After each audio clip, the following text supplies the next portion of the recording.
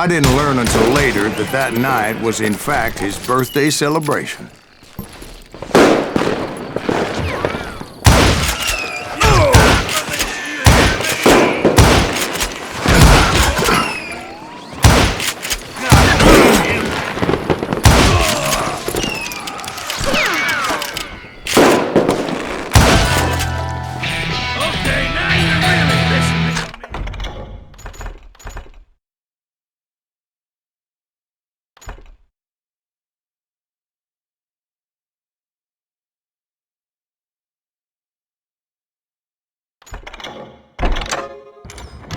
There he is!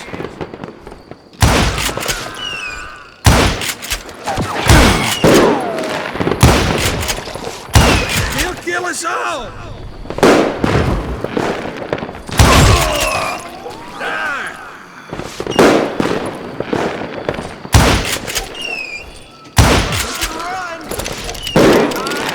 I think I already mentioned that I found Martin in this very saloon.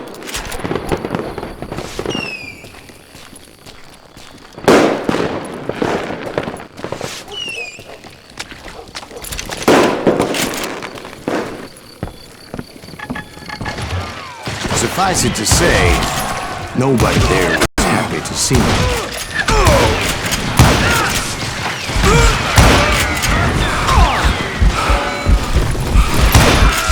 In fact, I felt a certain hostility. You know you can't beat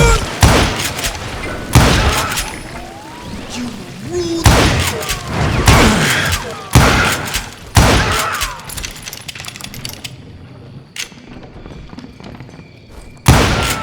I was disappointed that neither Bob nor John Wesley were among the dead. But that was short-lived, as a moment later I was facing down the fastest gun in the West.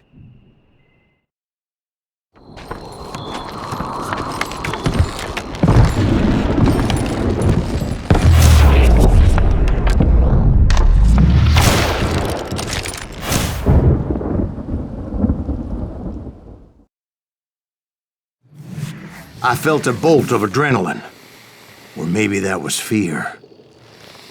He was well known for his tricks, and I knew I'd need my own if I was ever to defeat him.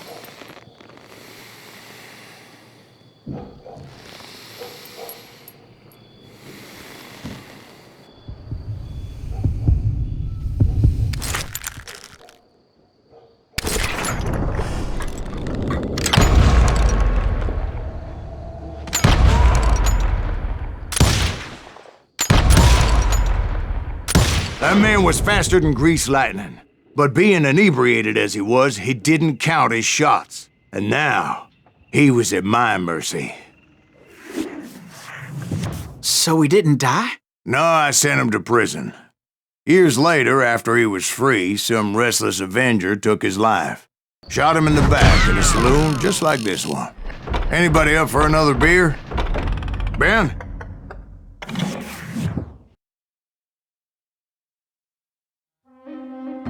Thank you, darling. Yeah, some say revenge is a dish best served cold.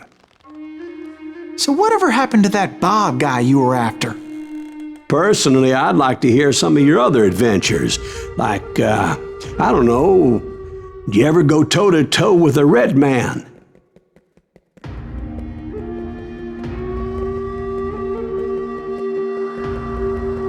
Yes, I did, Ben. I remember once I was after this renegade Apache, Grey Wolf. Strangely enough, revenge was also his primary motivation.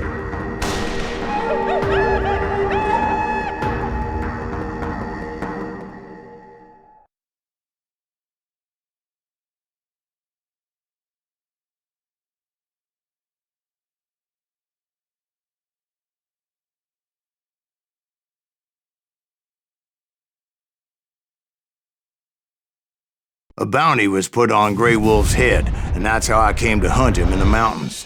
Mountains so high they tickled the nether regions of heaven.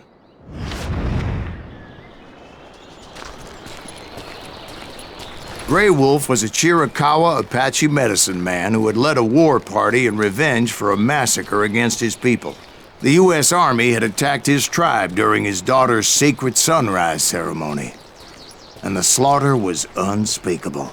I understood his anger, as there's nothing more traumatic than seeing those you love die in a cruel and painful death.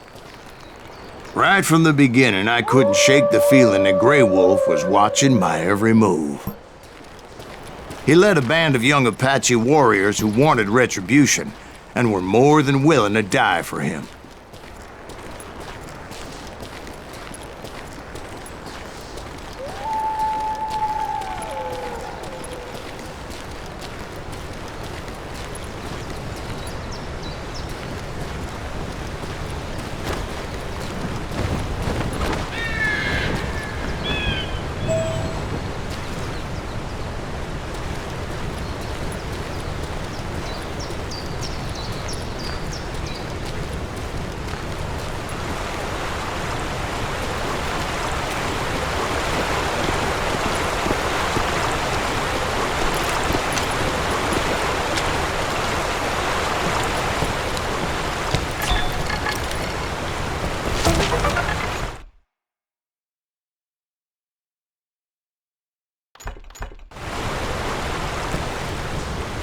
They saw me before I saw them. And it crossed my mind that maybe this wasn't such a good idea. But now that the shooting had started, there was no backing down.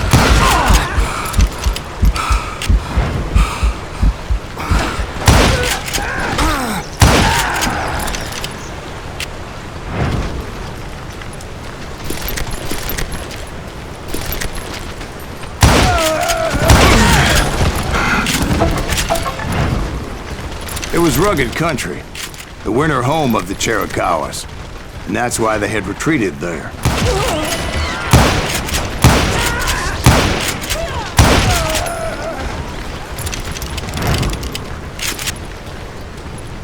I admit to having some regrets about going after them the way I did. But then again, I got a lot of those.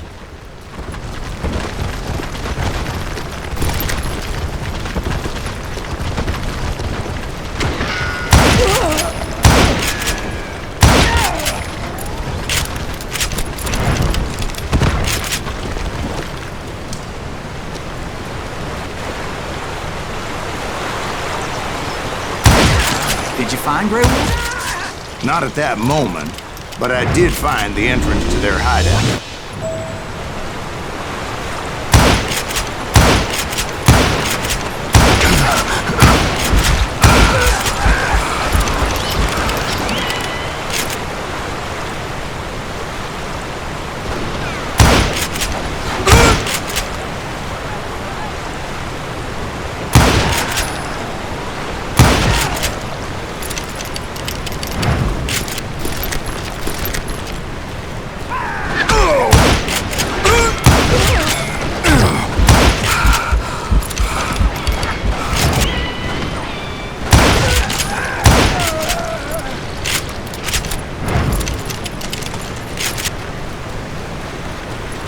A deep crevice that led to a deeper cave. Don't tell me you went in there. Yeah, but it's not out of bravery so much as pure, angry cussedness.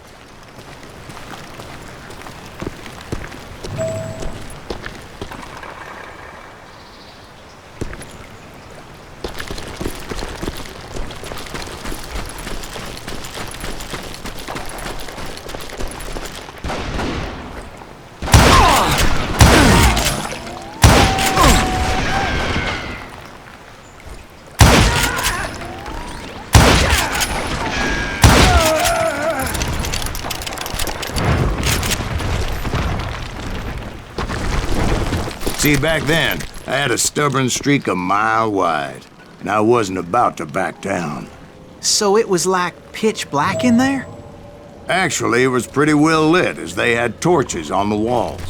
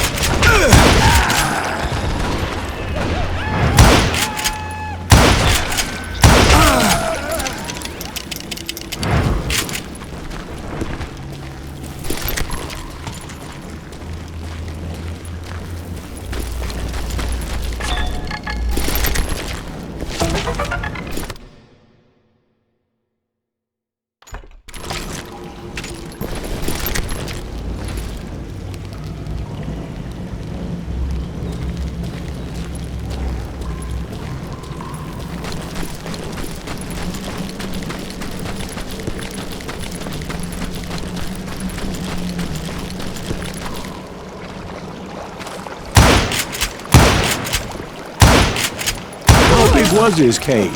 Big as hell, Ben. Chiricahua had hid out there during the Indian Wars.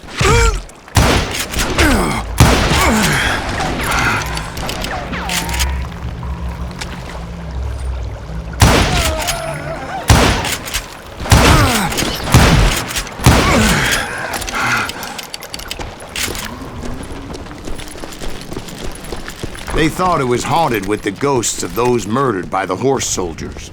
The cave was haunted with dead Indian ghosts?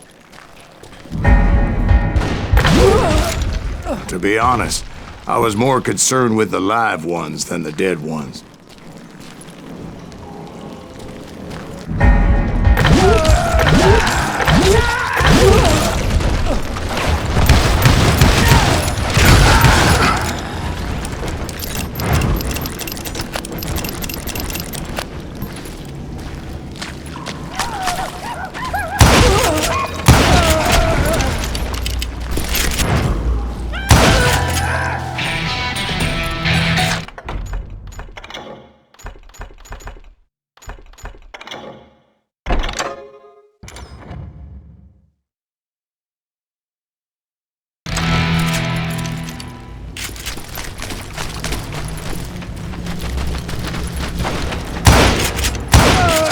How come you know so much about engines? A few years back, I was married to two Mescalero women. At the same time? Yeah, they were sisters. Polygyny is traditional among the Mescalero. So what happened? Oh, I had to get out of there. Those girls never shut up. Both of them nagging at me all the time. Drove me half crazy. Haven't seen them since. No, I mean, what happened with Grey Wolf? Oh, well, I pursued him into the Cave of Death. I came upon this flooded grotto, and that's when I saw him. He came to me unarmed and unafraid. His voice echoed in the shadows. And I sensed he meant me no harm. You carry great darkness in your heart, and if you do not release it, it will claim your soul. The sound of his voice put some kind of ancient Indian spell on me. As his story unfolded in my mind, You will come to this place again and kill many more men, and the darkness will grow until it consumes everything that you are. The soul would have no rainbow if the eye had no tears. he said I was a great warrior, a coyote man, unequaled by any other pale-faced warrior, or something like that. The snakes will bite shadows of your past until a venom poisons your heart, and an echo of the song of the dead summons the spirits deep from within the mountains. I didn't quite get what he was saying, but there was definitely snakes. And indeed, his warriors surrounded me and attacked me like hungry wolverines. They couldn't stop me, though, and Grey Wolf wasn't in the mood for idle talk.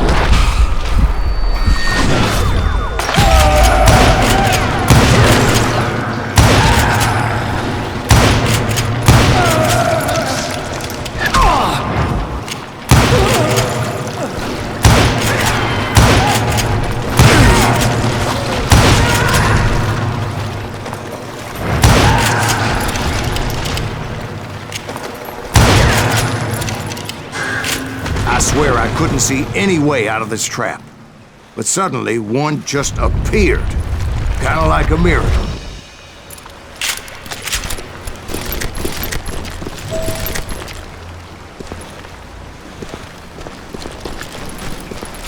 I felt like I would be lost in that damn cave forever. Finally, I found myself back outside, perched on the edge of a precipice, overlooking a thundering whitewater river. To get where I was going required several leaps of faith, but no way in hell I was turning back.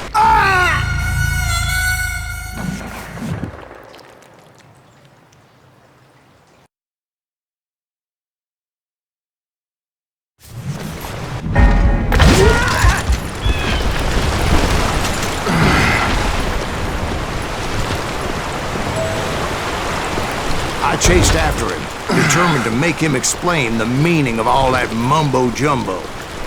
Mumbo-jumbo's right. Are you making this all up as you go?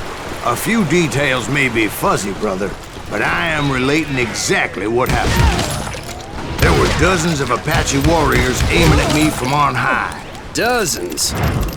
Well, maybe not dozens, but there was a lot of them. At least 3 or 4. Well, more than that, little lady.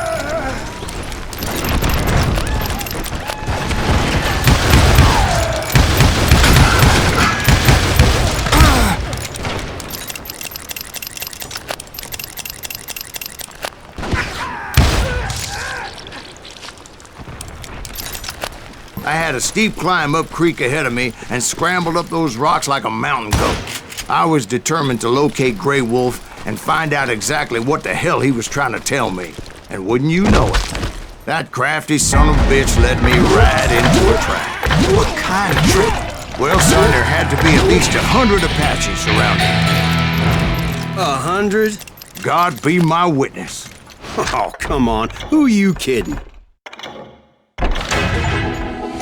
Hey, I believe you. Come on, tell us how it ended. All right, but I'm not gonna drag this out. Where were we? You were surrounded by 100 Apache warriors. Well, I didn't take the time to count them exactly, but there were a lot of them.